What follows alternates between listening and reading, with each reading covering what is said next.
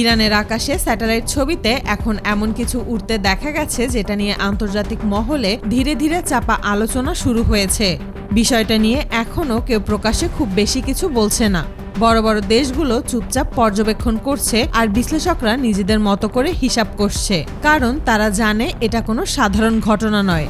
কিছু satellite image এবং আনুষ্ঠানিক রিপোর্ট ঘিরে দাবি উঠেছে ইরানের আকাশে যে বিমানটি দেখা গেছে সেটি হতে পারে রাশিয়ার কৌশলগত বোমারু বিমান TU-160, যেটি হোয়াইট সোয়ান নামেও পরিচিত।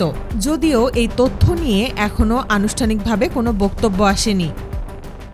রাশিয়ার প্রেসিডেন্ট ভ্লাদিমির পুতিন সবসময় চুপচাপ থেকে কাজ করতে বেশি পছন্দ করেন। বড় ঘোষণা নয় বা কোনো বার্তা নয়, কিন্তু যখন তারা কিছু করে তখন পুরো বিশ্বের হিসাব বদলে যায়। আর এবার ঠিক তেমনই এক চাল দিয়েছে রাশিয়া। সামরিক বিশ্লেষকদের মতে রাশিয়া ইরানের সঙ্গে যৌথ সামরিক সহযোগিতা হয়ে থাকতে পারে। বিভিন্ন প্রতিবেদনে বলা হয়েছে রাশিয়ার শক্তিশালী দূরপাল্লার বোমারু বিমান TU-160 ইরানের আকাশে টহল দিতে দেখা গিয়েছে। আন্তর্জাতিক গণমাধ্যমগুলোতে এই খবর সামনে আসার পর থেকেই মধ্যপ্রাচ্যের আকাশে এক অদ্ভুত নীরবতা নেমে এসেছে। TU-160 কোনো সাধারণ বোমারু বিমান নয়, এটি বিশ্বের সবচেয়ে দ্রুতগতির হাইটেক বোমারু বিমানগুলোর একটি। এর ডিজাইন যেমন আলাদা, তেমনি এর কাজ করার ধরনও আলাদা। বহু বছর ধরে রাশিয়া এই বিমান নিয়ে গবেষণা করে আসছে। এই বিমান কোনো ছোটখাটো বিমান নয়, এর দৈর্ঘ্য 162 ফুট। খালি অবস্থায় এই বিমানের ওজন 110 টন এবং সর্বোচ্চ 275 টন ওজন নিয়ে উড়তে পারে এই বোমারু বিমান। বিভিন্ন প্রতিবেদনে বলা হয়েছে এই বিমান 45 টনের বেশি পরিমাণ অস্ত্র, মিসাইল এবং গাইডেড বোমা নিয়ে উড়তে পারে। এর গতি ঘন্টায় প্রায় 2000 কিলোমিটার পর্যন্ত পৌঁছাতে পারে, যা এটিকে অনেক যুদ্ধ বিমানের চেয়েও দ্রুত করে তোলে।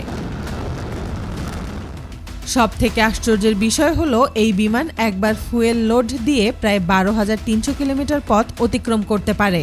বিশ্বের অন্য কোনো বিমান একবার ফুয়েল লোড দিয়ে এত দূরত্ব অতিক্রম করতে পারে না।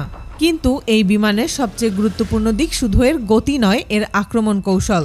TU-160 সরাসরি শত্রুর আকাশে ঢুকে আক্রমণ করে না, বরং এটি অনেক দূরে নিরাপদ অবস্থানে থেকেই দীর্ঘপাল্লার ক্রুজ মিসাইল নিক্ষেপ করতে পারে। এই মিসাইলগুলো নিজেদের GPS সিস্টেম ব্যবহার করে নির্দিষ্ট লক্ষ্যে পৌঁছায়। এর ফলে বিমানটি দূর থেকেই তার মিশন সম্পন্ন করতে পারে। আর ঠিক এ কারণেই বলতে গেলে বিমানটি সবসময় ধরাছোঁয়ার বাইরে থাকে। TU-160-তে আধুনিক রাডার, সেন্সর এবং ইলেকট্রনিক সিস্টেম রয়েছে। এটি শুধু আক্রমণের জন্য নয়, বরং নজরদারির জন্যও কার্যকর। আকাশে উড়তে উড়তে এটি বিশাল এলাকা পর্যবেক্ষণ করতে পারে। কোথায় কোন সামরিক নড়াচড়া হচ্ছে, কোন অঞ্চলে কী ধরনের কার্যক্রম চলছে, এসব তথ্য সংগ্রহ করতে সক্ষম। বিভিন্ন বিশ্লেষকরা ধারণা করছেন সেই তথ্য সরাসরি ইরান ও রাশিয়ার সামরিক নেটওয়ার্কে পৌঁছে যায় বলে ধারণা করা হচ্ছে। এই বিমানের আরেকটি গুরুত্বপূর্ণ দিক হলো এটি শুধু রাশিয়ার বিশেষ GPS সিগন্যাল ব্যবহার করে চলে। স্যাটেলাইট, নিজস্ব নেভিগেশন সিস্টেম এবং ব্যাকআপ কন্ট্রোলের মাধ্যমে এটি এমনভাবে পরিচালিত হয় যাতে যোগাযোগে সমস্যা হলেও মিশন চালিয়ে যেতে পারে। অর্থাৎ কেউ যদি সিগন্যাল জ্যাম করতেও চায় তাহলে এই বিমান তার নির্ধারিত কাজ শেষ করে ফিরে আসতে পারে।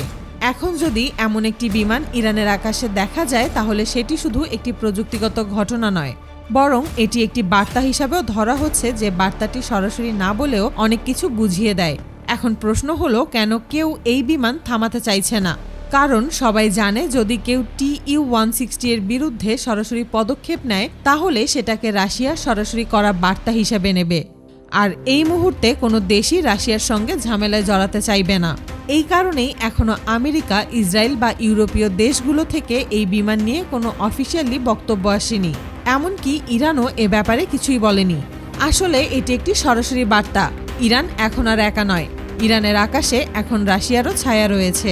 এই বাস্তবতা এখন আর পুরোপুরি গোপন নেই। বিশ্ব বুঝে গেছে ইরানের আকাশ আগের মতো দুর্বল নয়, শুধু নিজেদের সক্ষমতার কারণে নয়, বরং চীন ও রাশিয়ার মতো শক্তিশালী দেশগুলোর প্রযুক্তিগত ও কৌশলগত উপস্থিতির কারণেই।